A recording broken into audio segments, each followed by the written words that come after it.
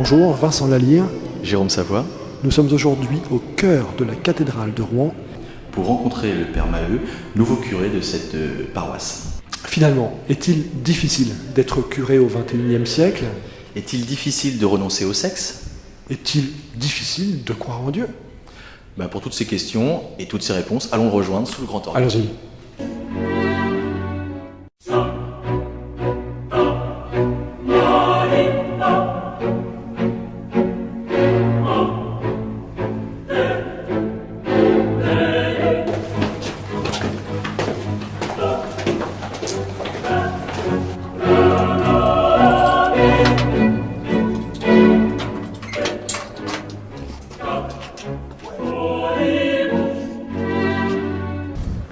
Donc en présence de Philippe Maheu, du Père Maheu, comment doit-on vous appeler en fait? Philippe est mon prénom de baptême, j'en suis très fier, donc ça me convient très bien.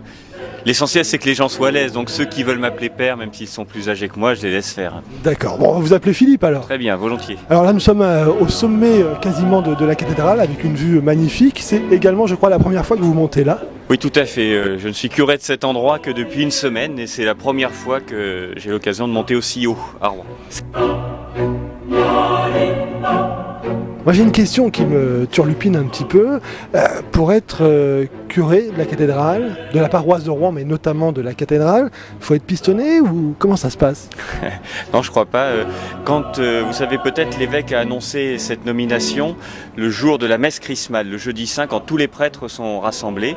Et j'avais un prêtre ami à côté de moi qui donc a appris de la bouche de l'évêque que j'étais nommé curé de la cathédrale et de Rouen Centre. Et il s'est tourné vers moi et m'a dit « T'as dû en faire des péchés pour mériter ça ».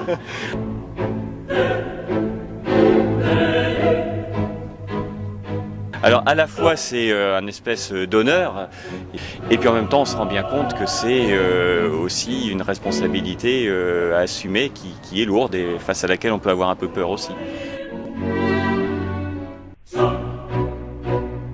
J'espère que ça provoque pas de jalousie.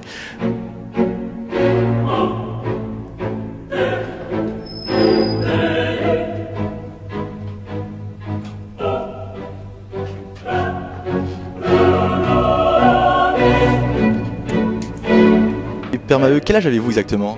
42 ans.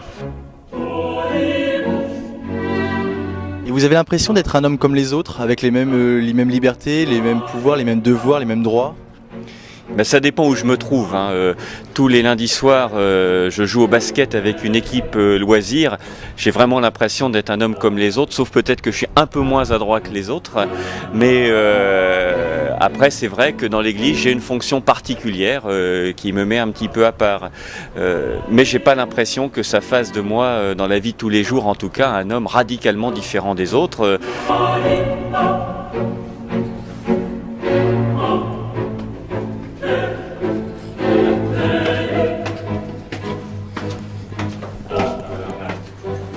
Voilà, on vient de monter d'un étage, là on se rapproche encore un peu plus du Seigneur, enfin pour ceux qui croient au Seigneur.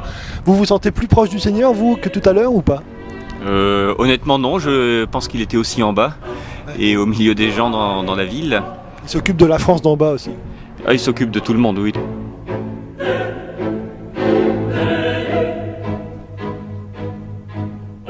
Aujourd'hui, au XXIe siècle, le célibat des prêtres, c'est pas quelque chose de trop difficile à vivre. Vous en pensez quoi? Alors, la première chose, c'est que c'est quelque chose qui ne nous est pas imposé, mais qu'on choisit librement. Là, pour le coup, il y a une véritable pression de la société. Si vous n'êtes pas en couple, ça veut dire que vous n'êtes pas normal. Si vous n'avez pas des relations sexuelles régulières, ça veut dire aussi que vous n'êtes pas normal. Et pour moi, ce qui me motive le plus dans le célibat, c'est de montrer à tous ceux qui sont célibataires sans l'avoir voulu que la vie peut avoir du sens. Et il y a une forme de témoignage dans le célibat qu'à mon avis, l'Église ne devrait pas perdre. Ce qui n'empêcherait pas par ailleurs d'ordonner des hommes mariés. C'est pas parce qu'on serait marié qu'on serait moins bien prêtre. Plan de carrière chez les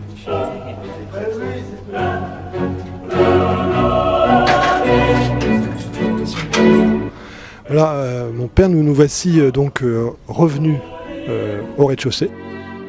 Une question pour conclure. Benoît XVI, Jean-Paul II, c'est pas tout à fait le même style, pas tout à fait la même aura aujourd'hui. Ça change quoi pour vous? C'est vrai que Jean-Paul II a été une personnalité au charisme énorme. Benoît XVI, lui, s'inscrit dans le sillon qu'a tracé Jean-Paul II. Qui est moins rock'n'roll quand même. Ouais, je sais pas si Jean-Paul II était très très rock'n'roll, mais ce qui est sûr, c'est que Benoît XVI, il a une personnalité différente et il fait avec sa personnalité. Ce qui aurait été dramatique pour lui, c'est de jouer avec...